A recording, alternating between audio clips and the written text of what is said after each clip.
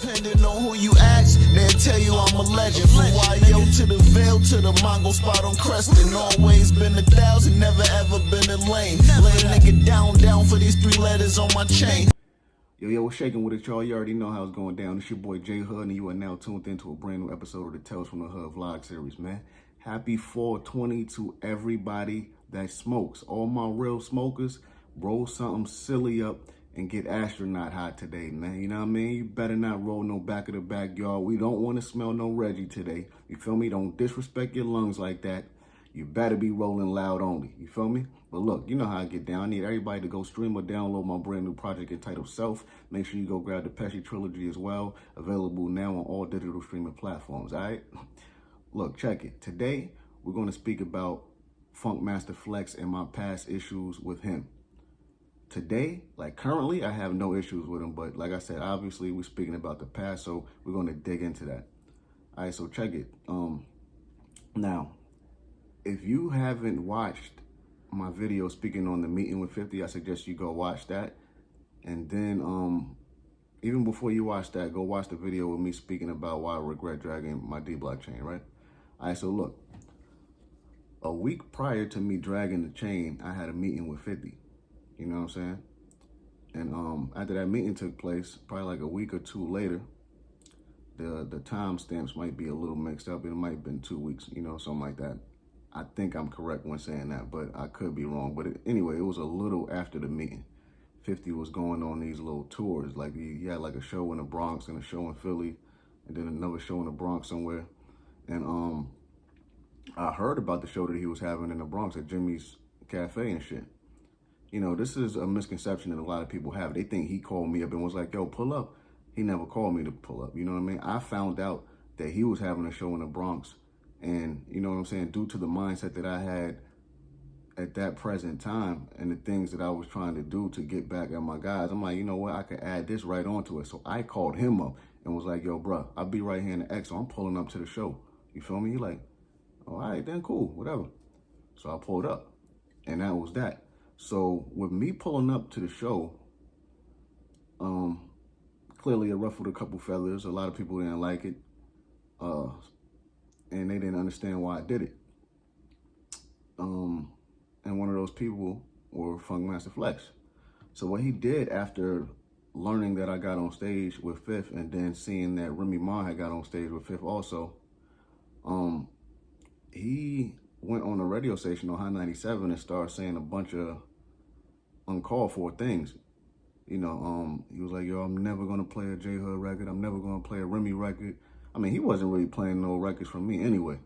So him saying that, it didn't really affect me because I'm like, dude, you don't even play my shit to begin with. So, but it's just the mere fact that he actually said that, you know what I mean, on the air. And he said a bunch of other stuff too, but you know, I'm not gonna really get into that. But the main thing he said was, I'm not playing no more records from him. He's finished out here and all this other type of shit. So I'm not gonna lie to you, I kind of felt a certain way. You know what I mean? After like really like listening to it a few times, I'm like, man, this nigga can't be serious because no one's looking at things from a realistic standpoint and thinking about shit logically. They're just being one-sided and, you know, displaying favoritism and shit like that because for every action, there's a reaction. So everything that I did was a reaction. I didn't just wake up and decide one day that I'm going to start doing this type of shit and dragging the chain out. Nah, it was a reaction from things that occurred. So, now I ended up seeing Flex on multiple occasions afterwards because for those that don't know, he has a house like, in the next town over from Yonkers. So I knew where he lived at the whole time. And like I said, I bumped into him multiple times. I say about 4 times after he made that statement on the radio. One time I was with about 4 of my guys, you know, couple dudes that get it in and shit. So we downtown in Manhattan. This is the first instance that I bumped into him. We're approaching a light, and I look to the right. We're like around the corner from High 97. We're at the light. I looked to the right of me, and I see a car. But you know, I ain't really paying no mind to it. One of my homies was like, "Hey yo, is that this nigga?" I'm like, "What nigga you talking about?" He like, "Look." I turned around. it's this nigga Flex getting something out of his trunk. He by himself, he dolo and shit. So my homie was ready to pull over. He like, yo, I ain't gonna lie, what you wanna do? Let's hop out on this nigga right now, man. But the type of energy they was on, I'm like, look, man, you know, I'm always the voice of reason with my guys and shit like that, and I always be thinking shit through. So I'm like, nah, we ain't gonna do it like that, man. Leave that man alone, you feel me? Let that shit rock. Ain't even that serious, you dig? So we decided to let it rock. And we kept it moving, but we could have hopped out on him, you feel me, and put some pressure on him, but we didn't, because I was like, nah, chill. That's the first time. Second time, it was a similar situation. We downtown, we see him again. He's in front of Hot 97 this time, like not directly in front of it, but on the corner. You know what I'm saying? Like parking. And he's getting out of his car and we're passing by. And now I'm with a total different set of guys. You feel me? Probably like one guy that was with me who, you know, who was there last time too, but besides him, it was different guys. They like, yo, what's up, man? Let's hop out on this nigga. Everybody want to hop out on him. I'm like, yo, nah, bro. Y'all niggas don't understand the game and how shit go. We jump out on this nigga and do anything to him or put pressure on him or do anything of that nature. A nigga already fucked up in the game as far as with politics and all that other type of shit. I'm not trying to have no more of that type of shit on me. So, you know what I mean? I'm like, nah, let that man rock. So we had pulled over on the next corner. So once I told him that, we just pulled off. All right, so that was the second time. Third time, it was a similar situation to the first two. Seen him getting out his car. But this time we seen him at a gas station in the town where he has a house at, close to Yonkers. Same thing, man. You know what I mean? Could have hopped out on him. Didn't, because I told niggas, nah, it ain't worth it. We not doing it like that. All right, so now, the last time that I see him, this is at the Locks EP release party at Webster Hall in New York City. So first and foremost, as the Locks are entering the building, I had just pulled up too, so I had my guys with me. So people seeing me going in with them, they was just shocked. They like, oh shit, this nigga hood with them niggas. Oh shit, what's going on? So we walking through the crowd and shit like that. Everybody going upstairs, and as we passing by, mad people are just seeing me walk with them in the entourage. They looking mad surprised and shit. They like, oh shit, what the fuck going on? So I'm dapping niggas up and all that type of shit, but the, you know, energy was different. So I didn't like go all the way backstage with them and chill with them and all that. I got like right to the backstage area and just turned around and just went my own way and shit, because I didn't want to, you know, go back there with them and shit like that. Have people thinking I'm trying to like, you know, rekindle some shit and ride off their wave and all that type of shit. So I ain't go back there. But Flex had seen me, and like I said, he was one of those people who was looking shocked. So now, and this is also where I had seen Mano at. So now after the party ended, me and my guys, we ended up going back to Yonkers to the Raceway Diner. And now a couple of dudes that I'm with, they from Mount Vernon and shit. So, you know, we was drinking that night. I had like probably one too many shots. I wasn't like drunk. I was nice, because I don't drink to get drunk. I get nice. So I was nice. We all sitting in a diner and shit. And if you know the Raceway Diner, you walk in. As soon as you walk in, you bust a left, and they got these little seats where you can sit down at the counter and shit. And then if you keep going further to the right, they have like these booths and shit. So we in a booth, you know, like you make the right and then you bust a left. It's a booth close to the window and shit. Like, so we at that booth. One of my guys had got up and went to go use the bathroom or some shit. So as he coming back, he like, yo, son, you won't believe who over there right now sitting at the in the front. I'm like, who? He like, yo, your man Flex over there. I'm like, nah, you lying, nigga. He like, yo, real talk, bro.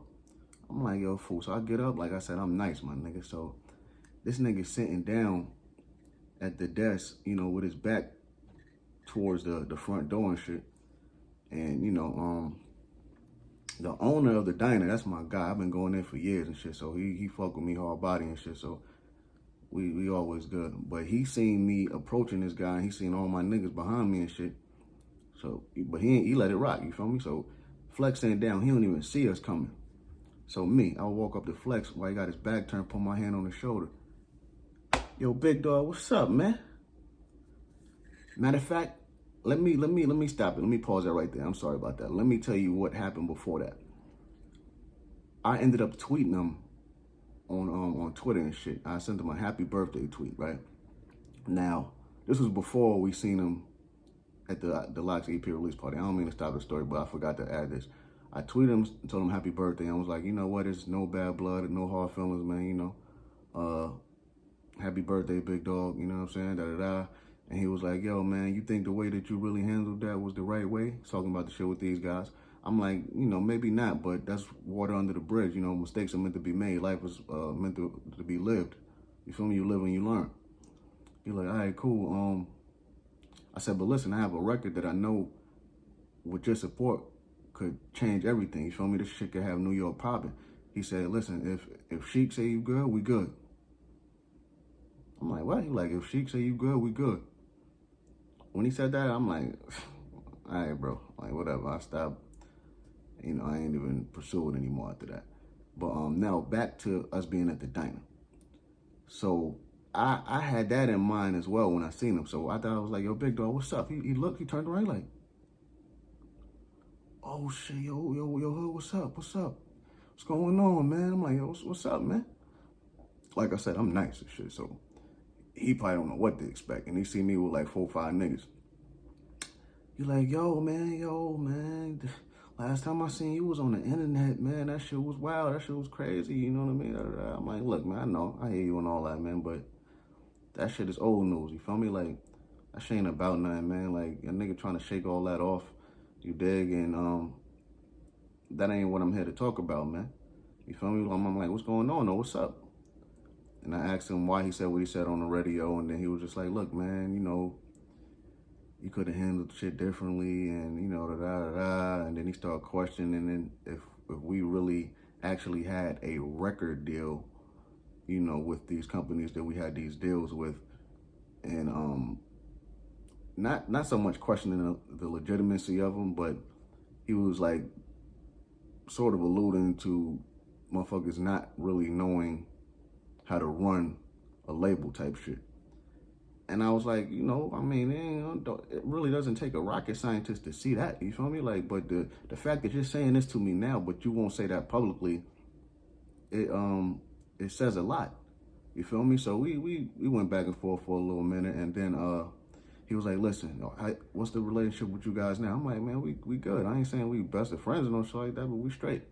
He was like, look, man, if somehow you could pull off doing a record with them, if you guys could fucking reunite for a record, I guarantee you, I could promise you that I can make that record the biggest record in the tri-state, and that shit will be huge. And I was like, all right, that sounds great. You know what I mean? Like, the chances of that happening are probably slimmer than the Olsen twins, but it sounds great. You feel me? Like, and I keep that in mind.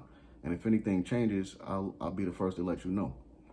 And after that, you know, he gave me a pound of shit and told me to keep grinding, and that was pretty much it. And then like years later, you know, I think he might have changed up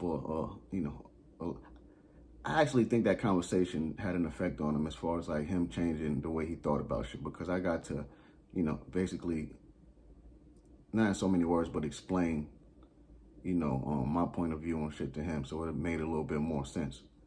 So, you know, that's why I said to this day right now, he's cool with me. You know, I don't got no problems with him. He good in my book.